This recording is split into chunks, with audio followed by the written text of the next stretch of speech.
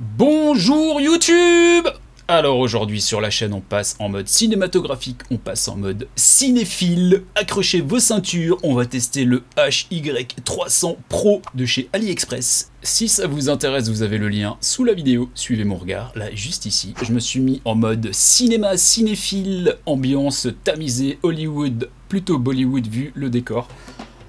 Mais c'est pas mal, non? C'est pas mal. Pour l'explication, j'ai cassé la télé de ma chambre, enfin elle est tombée en panne, j'ai essayé de la réparer, c'est la merde. Du coup, j'ai acheté ça, ça vaut rien du tout, et je me suis dit, bah pourquoi pas mettre un rétroprojecteur dans la chambre, hein, pourquoi pas. Donc on va, sans plus attendre, passer au test de ce petit appareil bien sympathique qu'est le HY300 Pro. Je vais pas vous spoiler, je suis plutôt satisfait. Voilà, on passe tout de suite au test, parce que je sais que vous êtes complètement impatients de voir ce que ça donne, en vrai. Donc voilà, c'est parti!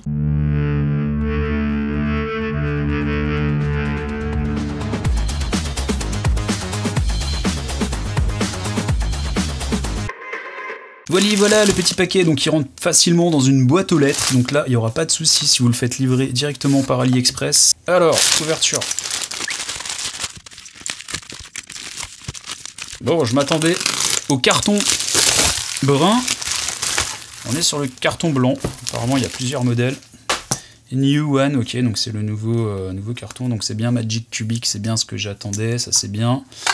On va voir si c'est donc le HY300 Pro, donc c'est bien le 300 Pro. Alors, dites-moi si je me trompe, mais apparemment le nouveau 300 Pro a la taille du 300 de l'époque. Le 300 Pro de l'époque était un petit peu plus long et celui-là est un petit peu plus petit. Ah ouais, c'est vraiment petit. Je m'attendais à trouver un truc plus gros. Ça a l'air vraiment petit. Donc nous avons une télécommande. Nous avons, qu'est-ce que c'est pour une prise d'alimentation? Bon là c'est clairement propriétaire comme truc, donc voilà, si jamais vous cramez votre alimentation du secteur là, ça va être compliqué, il faudra racheter le même, ou alors vous coupez le câble et vous faites un branchement. Il y a 4 arrivées, donc là ça me paraît un petit peu étrange. Une notice qui va pas servir à grand chose. Et le baby.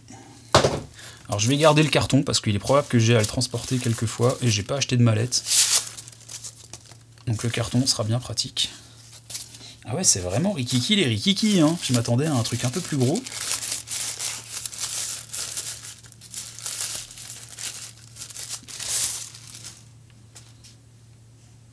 Ok. Alors je m'attendais aussi à trouver, j'ai vu que certains avaient dans la boîte, vous savez, le protecteur. Alors bon, on pourra mettre ça dessus, bon, c'est un peu disgracieux.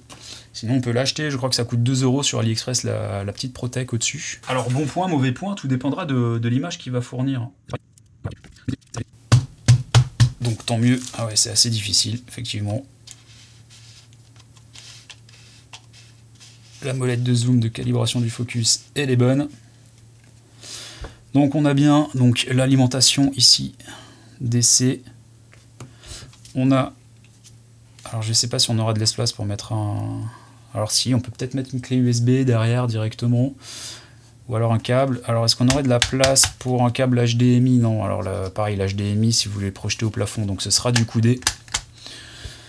Bah écoutez, je vais tester ça, et puis je vous reprends tout de suite pour les phases de test.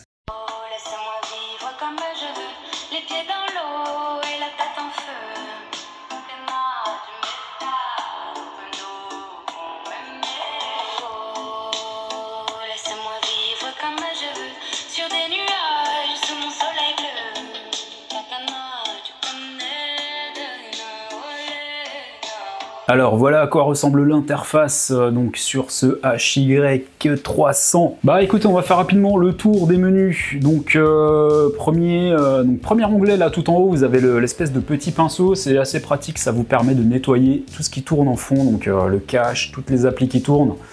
Ça vous fait un petit clean-up des processus, donc ça vous permet de gagner de l'efficacité, ça c'est pas mal.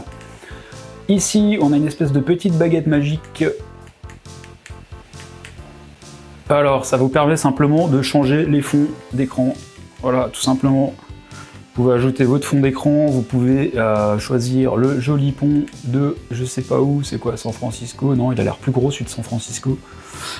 Voilà, on s'en fout un peu, donc là vous avez l'arrière-plan, donc voilà, c'est pas foufou. Ici, vous pouvez donc choisir vos différents réseaux Wi-Fi, donc Wi-Fi 6 si je me trompe pas sur ce modèle. D'ailleurs, il est assez efficace en termes de rapidité de transmission, dans le sens où moi, ici dans la chambre, normalement, j'ai pas trop de Wi-Fi parce que le salon est à l'autre bout. Et la box est dans le salon et on a vraiment quelque chose d'assez puissant, j'ai envie de vous dire, parce que j'arrive à faire transiter des films assez lourds sur le réseau. Donc ça, c'est assez intéressant. Le Bluetooth, donc le Bluetooth, moi j'ai couplé donc une petite enceinte Bose, donc la SoundLink 2. Donc voilà, je vais la poser là, ça fait le job. Franchement, la latence, elle est pas monstrueuse, il y a quand même une petite latence. Si vous voulez faire du jeu vidéo, vous oubliez complètement. Voilà, donc la date et l'heure, là-haut à droite. Vous avez ici donc les applications. Donc moi j'ai installé VLC parce qu'elle est bien pratique. On a un explorateur internet donc à ce niveau. On peut faire tourner Disney+, qui tourne bien. On a MacCubic OS, donc c'est l'OS propriétaire sous Android du HY300. Donc c'est l'OS sur lequel on est actuellement. On a même écran, donc même écran c'est plutôt pas mal. Donc vous avez le Transcreen.app qui fonctionne vraiment bien en Wi-Fi, en Wi-Fi, donc je l'ai testé, il est vraiment pas mal.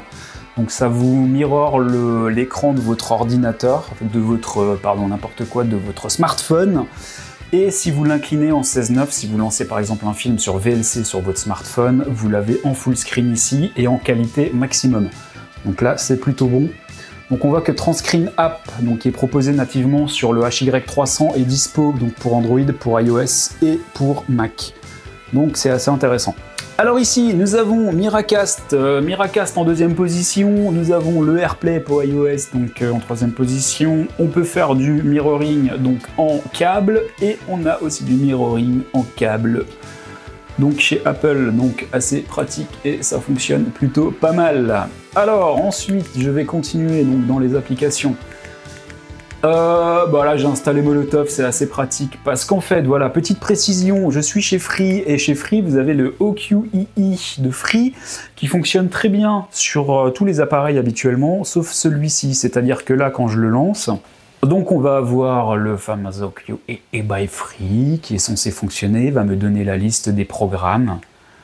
Voilà, admettons que je veuille voir Rex le chien flic. J'envoie ça et écran noir. Alors, est-ce que c'est le débit qui n'est pas suffisant?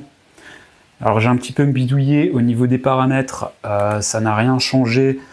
Est-ce que c'est Free qui bloque parce que c'est un appareil Android qui n'est pas forcément ultra référencé? J'en sais rien du tout. Donc voilà, j'ai pas trouvé le moyen de faire fonctionner OQEE ou OQEE, je sais pas comment on dit. Donc voilà, moi je passe par Molotov. Donc Molotov vous permet d'avoir les programmes habituels, vous n'avez pas TF1 dessus, vous n'avez pas toutes les chaînes proprio. Donc là c'est un petit peu chiant, mais vous avez toutes les autres, donc c'est assez pratique. On a Pluto TV que j'ai installé aussi, vous avez d'autres programmes TV, donc c'est pas mal du tout. On a un Play Store, donc le Play Store est fonctionnel. Vous n'avez pas toutes les applications de l'Android Store habituel, mais vous en avez quand même pas mal qui vous permettent par exemple d'installer OQEE ou VLC, ou YouTube ou d'autres applications. Alors vous avez musique, voilà, si vous voulez lancer de la musique sur votre vidéo proche, c'est pas du tout un outil destiné à lancer de la musique. Voilà, mais c'est bien de l'avoir si vous voulez vous endormir avec de la musique. Voilà, on a Netflix qui tourne aussi relativement bien. Alors je vais couper le son pour qu'on soit YouTube friendly. On n'est pas trop là pour voir le son, de toute façon le son ce sera vraiment propre à chez vous. Dans le sens où c'est vraiment ce que vous allez lui mettre au cul, soit en câble, donc en jack, soit en Bluetooth, donc avec une enceinte connectée. Voilà, il va pas décoder en 5.1, hein, je pense pas. De toute façon, vous pouvez pas sortir en 5.1. Enfin, je pense pas qu'il y ait de norme 5.1 en Bluetooth. Voilà, donc là on est sur le film en fanfare. Donc on va voir un petit peu comment ça se comporte. Donc celui-ci est en 1080p. 1080p, 24 images par seconde me semble-t-il, donc on est en classique hein, sur du Rec 709. Voilà, on n'a pas quelque chose de folichon au niveau de la source, mais bon, pour ce genre de rétroprojecteur, vous allez voir, ça fait le job. Alors là, je suis relativement près, on voit que c'est assez flou au niveau des extérieurs. Le centre, quand vous faites votre focus, donc au niveau de votre lentille, vous avez une résolution relativement propre au centre, mais plus vous êtes sur les bords, bah, comme tous les rétros en premier prix, voilà, vous n'avez pas quelque chose de très propre au bord. Voilà. Alors, premier avantage de ce genre de rétroprojecteur, alors avantage et inconvénient, c'est que l'inconvénient c'est que vous ne pouvez pas regarder un film par exemple comme ceci avec une source lumineuse. Là, si j'ouvre les volets, vous verrez absolument plus rien, pardon. On est sur du 260 ANSI. Je suis même pas sûr qu'on soit à ce niveau-là, on est vraiment très bas en luminosité, c'est vraiment pas un genre de rétroprojecteur que vous allez pouvoir installer dans votre salon. Je vous le déconseille vraiment, c'est vraiment un truc d'appoint que vous pouvez mettre dans votre chambre à coucher ou dans votre salle de bain, que vous pouvez mettre aux toilettes quand vous regardez, quand vous êtes aux toilettes, que vous voulez regarder un film. Là, je raconte n'importe quoi. Donc, voilà. Pour un film comme ceci, c'est pas mal. Vous allez voir qu'après, quand on passe sur des films un petit peu plus sombres, on a vraiment du mal à avoir quelque chose de propre. Voilà, deuxième point aussi que je dois préciser là pour la projection, c'est que mon mur n'est pas un mur lisse. C'est un mur blanc, mais c'est un mur, vous savez, avec les petits picots, là, l'espèce de projection. Donc voilà, c'est pour ça qu'au niveau, on le voit, hein. Moi je ne sais pas si vous allez le voir dans la vidéo, mais on le voit vraiment. Alors ici, je suis dans un dossier dans lequel j'ai rangé un petit peu tous mes shoots que j'ai fait avec le DJI, donc avec le drone DJI Mini 3. Et donc qui sont en général très gourmands. Donc voilà, ça va vraiment être le... Comment dire, le juge de paix, non, ça va vraiment être le test ultime d'essayer de lancer un... Bon voilà, là on arrive un petit peu à la limite du rétro, dans le sens où j'ai essayé donc de lancer une vidéo brute qui vient de mon drone DJI, donc qui a été filmé en 4K 60 fps, si je dis pas de bêtises, donc en plus en 10 bits. Donc on est vraiment sur un format très très lourd. Il le lance pas en fait. Il est dans les choux, mais ça m'étonne que très peu. Mon téléviseur ne peut pas le lancer, la Freebox Delta ne peut pas le lancer. Enfin, quand je dis Freebox Delta, c'est un lecteur pop, hein, c'est pas la vraie Freebox Delta. Elle, je pense qu'elle peut le lancer. Voilà, c'est des vidéos qui se lancent sur très très peu de matériel. Il faut vraiment de la grosse puissance matérielle derrière pour pouvoir lancer ce genre de fichier, donc ça m'étonne très peu. Et on a surtout le fait qu'il soit complètement planté. Donc là, j'ai pas d'autre choix que d'essayer de forcer le redémarrage. Donc là il est planté, je vais être obligé d'appuyer sur le bouton et de maintenir le bouton pour le relancer. Voilà, j'ai relancé le Mac Cubic. Donc le temps qui démarre, c'est le moment de vous parler de deux points négatifs qui m'embêtent un petit peu. Le premier, c'est le bruit qu'il fait, le ventilo. C'est pas énorme, mais on l'entend quand même pas mal. Et deuxième point négatif, il vient du petit transformateur donc, qui est livré avec, qui ne faisait pas le bruit au début, donc après, je sais pas, il a dû tourner peut-être 4 heures le rétroprojecteur, et là il commence à faire un petit bruit électromagnétique, donc c'est propre à du matériel bas de gamme en fait. Vous avez un bruit donc de... Je sais plus comment s'appelle ce bruit dans les transformateurs, mais c'est une espèce de résonance magnétique. Donc ça fait des... Je sais pas si vous l'entendez, mais voilà, ça fait ça. Alors c'est très léger, il faut tendre l'oreille, mais voilà, la nuit, même quand il est éteint, le rétro, le transformateur fait ce bruit-là, donc voilà, il va falloir le débrancher physiquement pour que ça arrête de faire du bruit. Donc je vais vous prendre une photo là de l'emplacement, donc de la prise qui est prévue derrière. C'est une prise propriétaire, ou en tout cas j'ai jamais vu ça, elle est carrée, il y a 4 petits embouts. Voilà, donc on continue le tour, la visite de ce petit appareil qui finalement est quand même bien sympathique.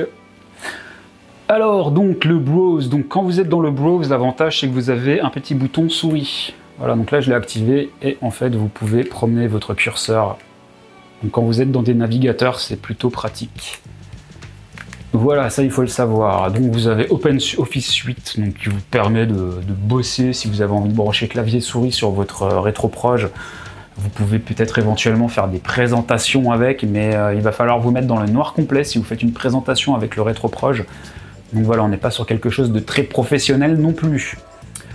Alors, qu'est-ce que je vais vous montrer? Bah écoutez, on va faire un saut dans YouTube, on va essayer de regarder une vidéo assez pétille en termes de couleurs.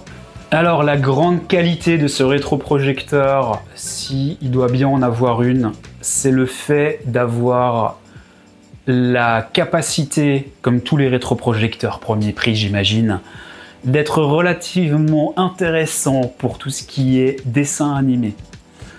Le dessin animé n'est pas très, comment dire, exigeant en termes de contouring et de, comment dire, de variation, de plage dynamique en termes de couleurs. Vous pouvez regarder ça sur quelque chose qui délave un peu les couleurs, c'est pas très grave. Et voilà, ce genre de petit outil là, le HY300 Pro, pardon, pour regarder du dessin animé, si vous aimez les mangas, si vous aimez d'autres dessins animés, on va essayer de partir sur un dessin animé un peu plus type manga. Et voilà, vous voyez, sur un dessin animé, c'est ultra clean, quoi. C'est juste incroyable. Si vous avez un ado qui aime les mangas, si vous-même aimez les mangas, et que vous voulez un support vraiment pas cher pour regarder vos contenus préférés de ce type-là, ça fait vraiment le job, hein. Ça sert à rien de mettre 900 € dans un rétroproj. Enfin si, j'imagine que ce sera quand même beaucoup mieux, mais voilà, c'est pas mal du tout pour du dessin animé. Donc là, c'est vraiment le gros point fort du truc, hein. C'est vraiment le très très gros point fort du truc. Voilà, donc là, c'est pour le côté dessin animé. J'ai testé, bah écoutez, on va le tester ensemble. Je vais lancer Alien, donc Alien le 8e passager, donc qui est un film, un très vieux film. Je trouve que ce rétroprojecteur c'est vraiment adapté au vieux film. Vous allez voir ça, je le lance et puis on regarde ça. Voilà, donc démarrage de Alien, le 8e passager. Ah mince, je pensais qu'il allait lancer l'introduction et tout. Donc là on est vraiment dans le film. Alors on est sur un film en 1080p. Donc il n'a pas été remasterisé, il est simplement issu de la source qui était sortie à l'époque en DVD. Donc on a le grain vraiment des caméras, de la prise de l'époque. Et voilà, pour des vieux films comme ça, c'est pas mal. On n'a pas besoin d'avoir un rétroproj en 4K avec une luminosité complètement folle, même si j'imagine qu'un rétroprojecteur à 2000 €, si on balance ce film-là dessus, ben on sera carrément plus confortable et ce sera beaucoup mieux, plus flatteur. Mais pour regarder du vieux, utiliser du cheap, et ben je trouve qu'il y a une certaine corrélation et que ça se fait tout à fait pas mal. Donc voilà, pour revoir du vieux film de ces années-là, ça peut être pas mal du tout. Voilà, aussi, gros avantage, j'en ai pas parlé, c'est que quand vous regardez un film comme ça sur votre télé, vous perdez souvent les bandes noires. Donc vous avez je sais pas, un écran de 75 pouces et vous avez un tiers de votre téléviseur qui n'est pas utilisé parce que vous avez les bandes noires en haut et en bas. Donc ce qu'on fait souvent, c'est que bon, on va cropper l'image pour essayer de récupérer un maximum de taille d'image sur l'écran. Donc on perd en général on perd une bonne partie à droite et à gauche. Alors qu'avec un rétroprojecteur, ça c'est propre au rétroprojecteur, hein, c'est pas propre au HY300, mais c'est que vous avez une projection en taille cinéma, sans vous prendre la tête. Vous envoyez le film, il vous croppe en bas et en haut les bandes noires, elles se font oublier et vous avez vraiment votre film à la taille où il est sorti au cinéma à l'époque. Donc là c'est vraiment très intéressant aussi pour redécouvrir un petit peu des formats qu'on connaît plus en fait. Voilà, donc il faut savoir quand même que le 8e passager, c'est un film très noir, hein, très noir dans le scénario certes, mais très bas en luminosité aussi. C'est un film pesant qui est filmé dans l'obscurité souvent, mais qui à l'époque avait des effets de lumière pour éclairer chaque personnage des scènes. Donc vous avez des sources de lumière, donc elles ressortent plutôt pas mal quand même sur le HY. Et donc vous avez les décrochés là par exemple, je sais pas ce que c'est, ça doit être un masque à l'arrière ou voilà.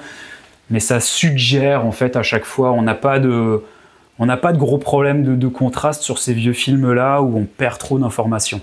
Disons que les informations qu'on perd sur ces films-là, elles sont prévues par le réalisateur pour être perdues. Voilà, si on perd ce qu'il y a à ce niveau ici derrière, c'est pas très grave.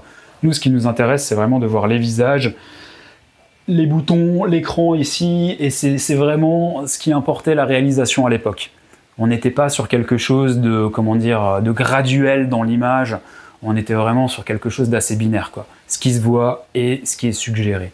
Voilà, donc là par exemple on a un film, donc c'est Dune, si je me trompe pas, donc celui-ci est en 4K HDR, donc avec le codec donc H265. Voilà, il est capable de le lancer. Maintenant, c'est un film en HDR. Donc, au niveau du décryptage du HDR, je pense qu'il n'a pas de très bonne correction pour le HDR. Donc, on est vraiment sur une image très flat. On est presque sur du gris, très peu de couleurs. Voilà, et ça, bon, bah là pour lancer du film en HDR, ce sera pas génial. Donc là, c'est Furiosa, hein. Je sais pas si je vous l'ai dit, mais voilà. La qualité est plutôt bonne. Alors on a quand même un certain problème au niveau de la fluidité d'image. C'est-à-dire que certains mouvements au niveau des visages, quand ils se retournent relativement vite, on a un espèce de côté saccadé. Voilà, maintenant, ça se regarde quand même. Alors, on va tester quelque chose d'autre. Alors là, j'ai lancé Gladiator 2, donc celui-ci est en 1080p. Donc voilà, on a du film moderne en 1080p, donc là, on va un petit peu voir ce que ça donne au niveau de l'image. À savoir que pour avant, Furiosa a planté, c'est-à-dire que le film se lance. Une fois qu'il est lancé, vous pouvez plus rien faire, le boîtier se fige, le système est figé, donc il arrive à lire le film, par contre il n'a plus du tout de puissance pour faire quoi que ce soit, donc vous allez être obligé d'éteindre en manuel l'appareil. Donc voilà, il est capable de lancer du format lourd, par contre il est dans les choux au moment où vous voulez faire des opérations dessus. Mais bon voilà, faut quand même lui laisser ça, qu'il est capable de lancer de la 4K sur un 720p max, donc c'est un format, j'ai pas envie de vous dire de bêtises, je vais le noter en dessous, c'est du 1280 par 720, enfin voilà, il est capable de faire du lourd en image cinéma en fait, enfin du lourd, du 720p, bien sûr. Voilà, donc là c'est l'introduction, on s'en fout, on va un petit peu passer, on va voir ce que ça donne donc sur le visuel donc de Gladiator 2 en 1080p, je le rappelle. Alors on voit que le visage est pas mal, donc tous les sujets premier plan c'est pas mal. Là, on a beaucoup de bruit hein, sur l'armure, on a...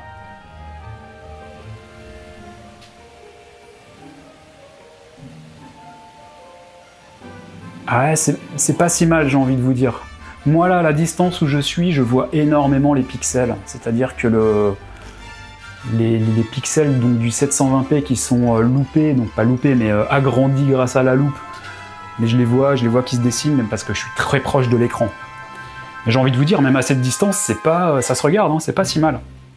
Donc voilà, pour ce genre de format, je pense qu'il est vraiment pas mal du tout si vous avez des films en 1080p, type DVD et autres, c'est pas mal, ça se regarde. La fluidité est plutôt bonne.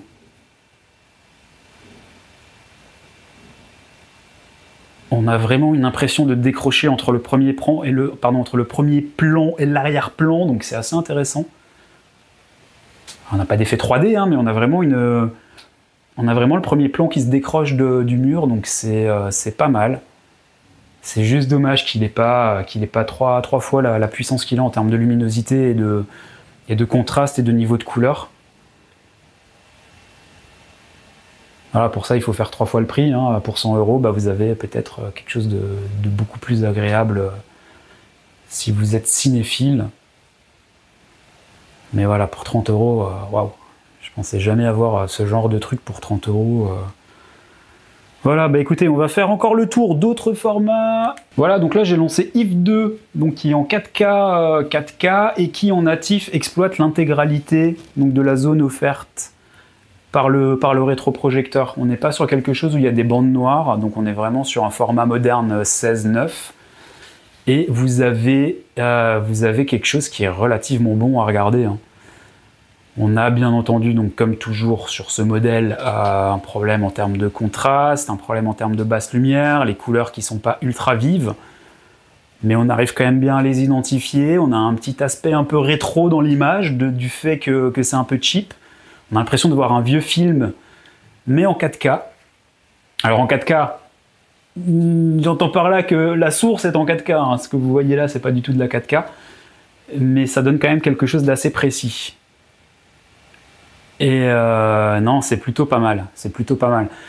Bon, je vous avais promis un film en Dolby Vision. Je ne l'ai pas retrouvé, je crois que je l'ai supprimé. Ça devait être Les Gardiens de la Galaxie ou quelque chose comme ça, que j'ai dû enlever parce qu'il prenait beaucoup trop de place. Il devait prendre 25 Go le film. Donc voilà, je l'ai plus à vous le montrer. De toute façon, il aurait mis en PLS le rétroprojecteur, c'est sûr. On n'a pas de Dolby Vision du tout, donc l'image aurait été pas folichonne. C'est sûr que ça aurait été sympa de voir ce que ça donne dessus, mais voilà. Ce ne sera pas pour cette fois-ci. En tout cas, bah écoutez, on va passer à YouTube. On va regarder vite fait ce que c'est capable de proposer sur Netflix et Disney+. Et puis, bah, on aura fait un petit peu le tour de ce rétroprojecteur. On va lancer quoi? Un vieux Star Wars ou un récent? Non, plutôt un récent.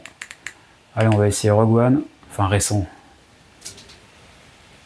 Un récent de 10 ans. Ah, je suis de 1982, donc j'ai connu les 3 premiers volets au moment où ils sont sortis. Donc pour moi, c'est du récent. Voilà, donc là, pour rappel, on est sur Disney+. Bon, l'intro. Oula,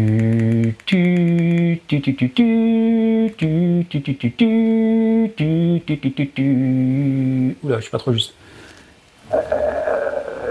Je vous fais les bruitages à la bouche parce que j'ai pas trop le droit de mettre le son, sinon je me fais strike.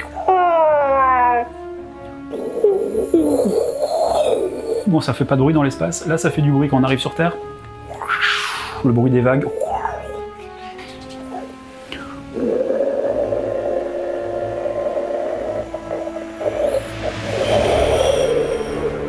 Bon, mon bruitage est un petit peu pourri. Il est un peu pété au sol. Oh non, on a loupé un putain de vaisseau KO. Cours, cours. Maman, maman, il y a un truc. Ok, on arrête de faire le débile, donc voilà.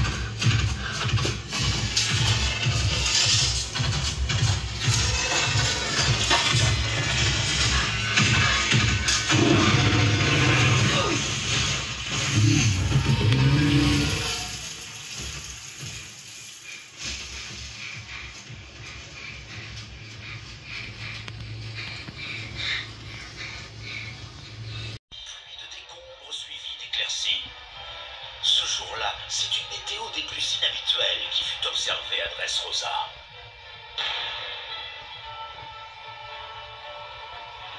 Je ne suis pas digne de me lancer à votre poursuite. Je devrais bien me garder de le dire, mais... Merci d'avoir réparé les bévues du gouvernement mondial. Pour ça, je vous accorde mon éternelle reconnaissance. J'ai tout entendu. Oh!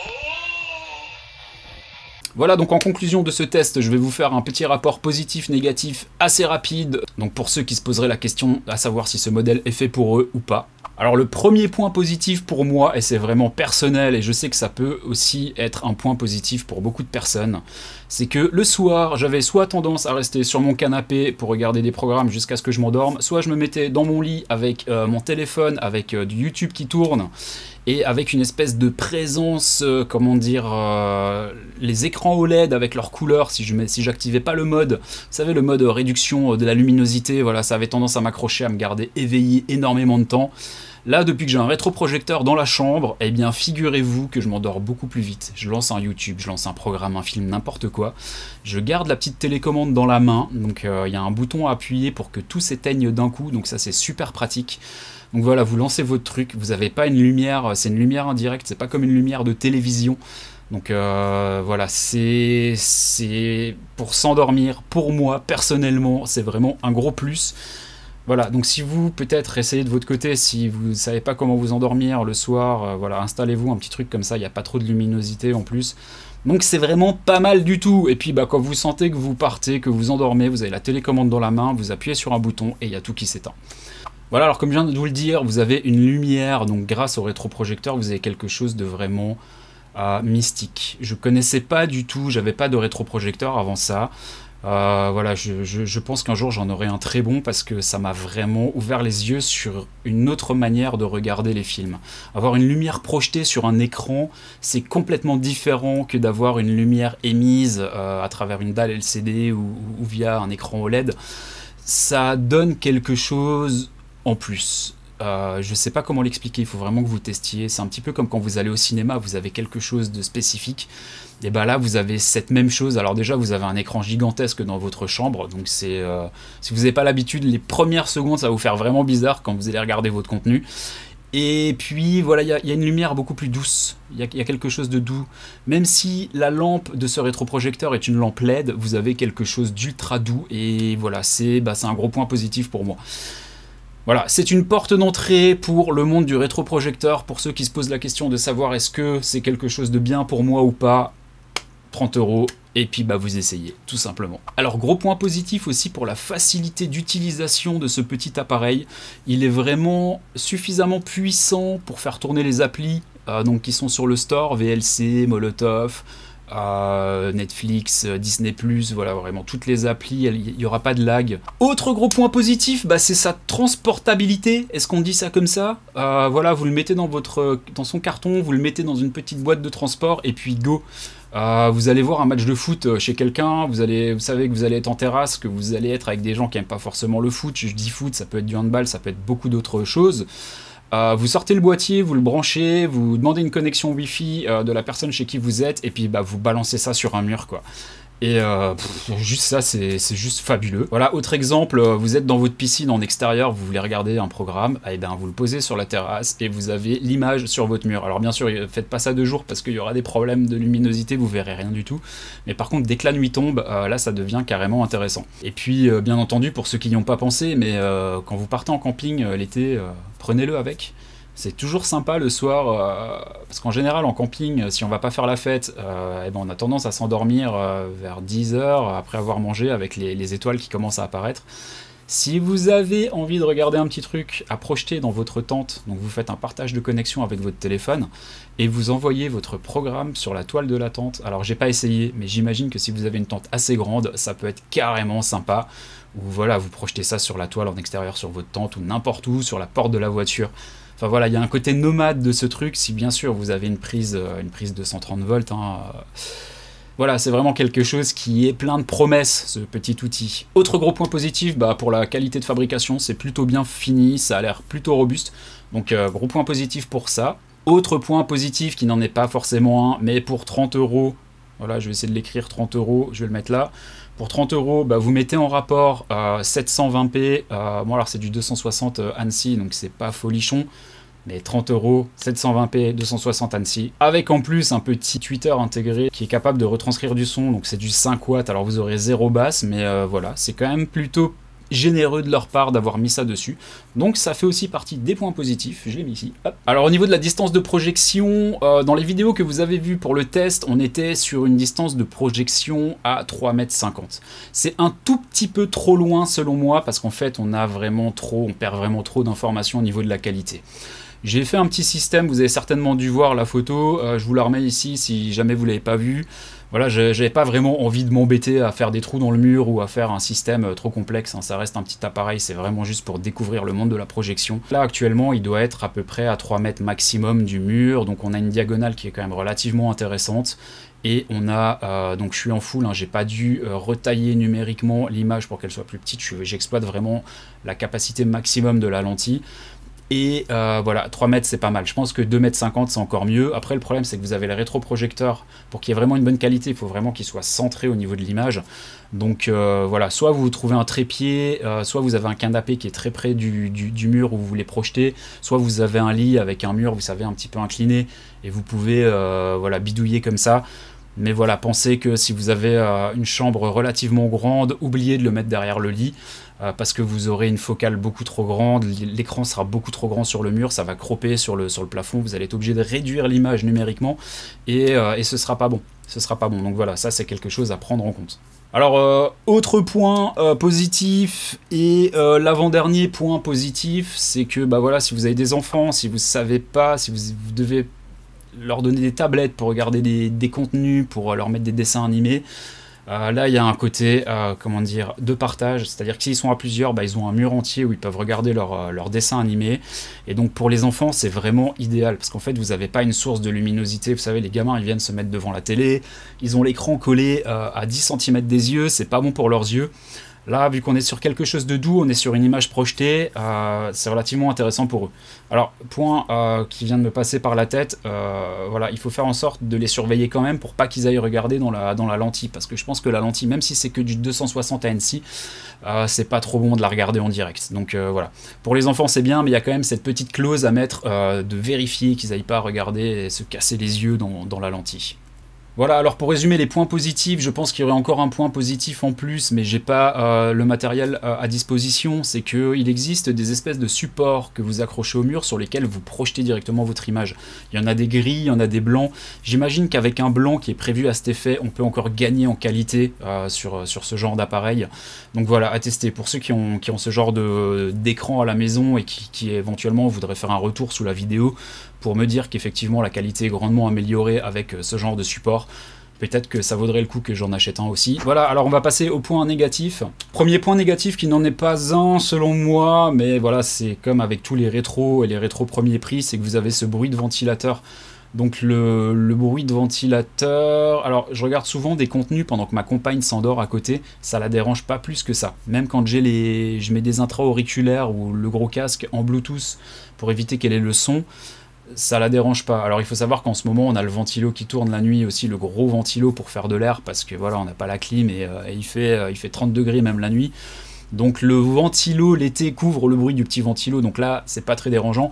Par contre, si vous êtes sensible au bruit des petits bruits de ventilateur, là ça peut être un petit point négatif. Deuxième point négatif, ça concerne le petit transformateur qui est livré avec, qui au bout de quelques heures a commencé à faire des bruits parasites. Bon, malheureusement, voilà, ça fait partie du game, hein. Quand on achète un truc à 30 €, il faut pas s'attendre non plus à avoir de la qualité de fou, mais bon voilà, moi je l'accepte tout à fait. Je sais que le soir je l'ai branché sur une multiprise en dessous du lit. Si vraiment ça m'embête, une fois que j'ai éteint le rétro, bon bah je fais encore un effort de plus pour aller cliquer sur la prise pour que tout soit éteint et que je l'entende pas. En général, quand je m'endors, j'éteins le rétro avec le bouton, et puis j'entends plus rien du tout, hein. Le truc fait du bruit toute la nuit, mais c'est pas très grave. En soi, ça chauffe pas, c'est pas risqué, c'est juste un bruit électromagnétique qui est commun apparemment à du matériel premier prix. Voilà, il n'y a pas d'autres points négatifs. À ce tarif-là, je peux pas lui trouver d'autres points négatifs, hein. C'est vraiment juste tout bon. En note, je lui mettrais plus que 8 sur 10, hein, facilement, peut-être un 9 sur 10. Je veux dire, là, je crois qu'en ce moment, il est à 27 €, je sais pas du tout. Je vous mets le lien en dessous, vous pouvez cliquer pour aller voir. Mais voilà, à ce prix-là, quoi dire d'autre? Je me posais la question à savoir si j'allais racheter une télé pour mettre dans la chambre. On se disait, ouais, non, une télé, c'est pas top dans la chambre, machin. Là, le rétro, bah, il est au-dessus du lit. Du coup, on a gagné de la place sur la télé qui n'est plus là. Donc, on peut utiliser le meuble comme un meuble. Et puis, quand on veut se faire un cinéma dans la chambre, eh ben, ça fait le job. Donc non, bah vraiment c'est tout bon. Je peux que conseiller ce petit boîtier, donc le HY300 Pro. Il y a d'autres, Mac Cubic fait d'autres modèles un petit peu plus chers. Il y a le 320, je crois. Il y en a d'autres un petit peu plus boostés en termes de luminosité. Donc ça peut valoir le coup d'aller voir ce qui se fait aussi à ce niveau-là. Mais en tout cas, voilà. Bah, écoutez, je vous remercie d'avoir regardé ce test. J'espère qu'il vous a été utile si vous avez envie d'acheter ce boîtier. Voilà, si la vidéo vous a plu, n'hésitez pas à mettre à mettre à la chaîne un petit like dessous, c'est toujours sympa, ça aide, comme on dit tout le temps, tout le monde, toujours, l'algorithme, donc qui va un petit peu aider à mettre en avant aussi la vidéo, ça va éviter qu'elle reste à 200 vues, voilà, si cette vidéo peut aller chercher 1000 vues, bah c'est super cool, si elle peut aller chercher 100 000 vues, vu que maintenant c'est traduit en anglais et en indien, je crois, et en arabe, et puis en hindou, et puis en toutes les langues du monde. Non, je crois qu'il y a juste l'anglais qui est disponible encore sur ma chaîne.